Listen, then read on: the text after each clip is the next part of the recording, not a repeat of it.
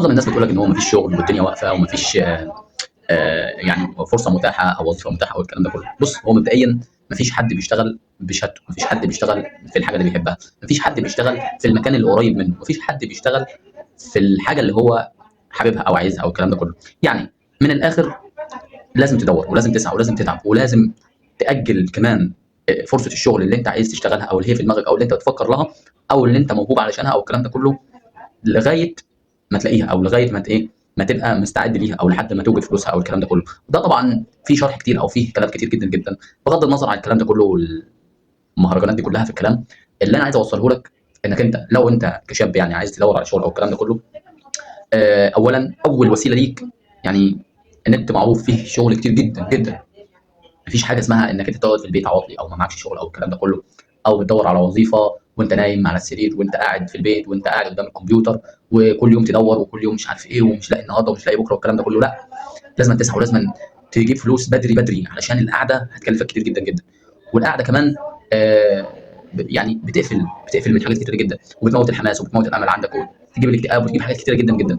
انا كيوسف عشرت الحاجات دي وعصرتها كتير جدا وحصل معايا ان انا قعدت في البيت يوم واثنين وثلاثه واسبوع واثنين وثلاثه بسبب ان هو مفيش شغل والكلام ده كله. ولكن الفكره انك انت لازم تروح شغل انت حابه او مش حابه، دي حاجه تاني خالص. لكن لازم تروح تشتغل. طيب هتقول لي مثلا انا دورت على النت ودورت مش عارف فين وفين والكلام ده كله ومش لاقي، والمكان اللي انا بروحه بعيد عني والمكان اللي مش عارف ايه. ما هو لازم يبقى بعيد عنك. مفيش حد بيلاقي شغل جنب البيت. كانت كلها عملت كده وكانت كلها وفرت والكلام ده كله على نفسها. لكن اللي انا عايز اوصله لك اولا يا صديقي، لو انت عايز تدور شغل بجد فالشغل موجود في اي حته.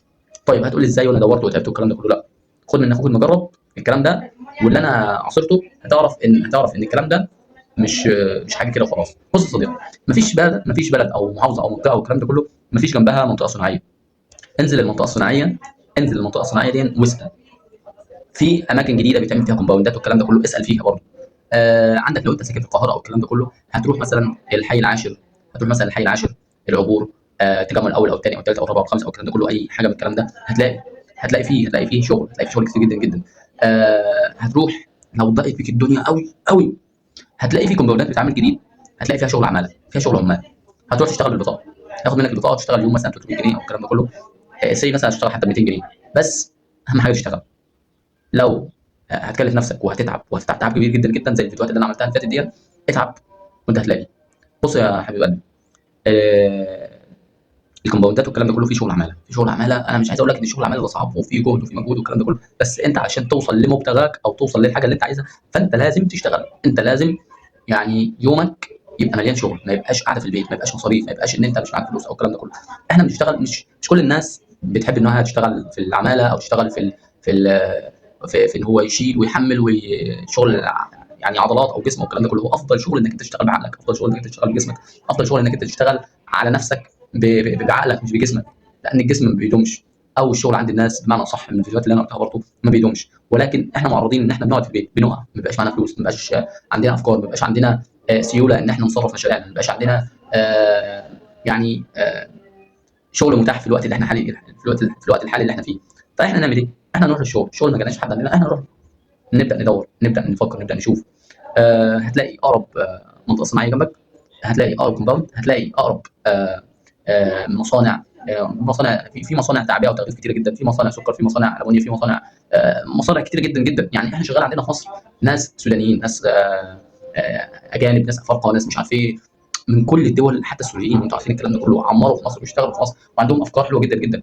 بسم الله ما شاء الله، يعني حاجات حلوه كتير جدا. ولكن احنا بندور على الحاجه اللي احنا بتريحنا، بندور على الحاجه اللي هي ما تتعبناش، بندور على الحاجه اللي هي السهله. يعني لو قلت لواحد اقعد على المكتب وهيجي لك فلوس لحد عندك والكلام ده كله، اقول لك في 100 فول 14، لا هيقول لك لا انا زهقت من القعده، انا عايز اشوف شغل صعب، عايز اشوف شغل تقيل. بغض النظر عن الهري ده كله، دور على نفسك واشغل نفسك علشان ما تحبطش وما تكتئبش وما تتخانقش. حاجات كتيره جدا جدا احنا يعني يعني في غنى عنها ان احنا نقع فيها او ان احنا آه يعني نكون شاغلين بالنا بيها. المهم ما تنسوش تشتركوا في القناه تحت، ولو محتاجين شغل او محتاجيني اساعدكم في حاجه زي كده سيب لي رقم تليفونك او سيب لي كومنت تحت وانا هتواصل معاك. تمام؟ اشترك في القناه وما تنساش تدور على شغل. مفيش حاجه اسمها عاطل، مفيش حاجه اسمها اقعد في البيت لحد ما يجي لي شغل، مش الكلام ده كله. سلام.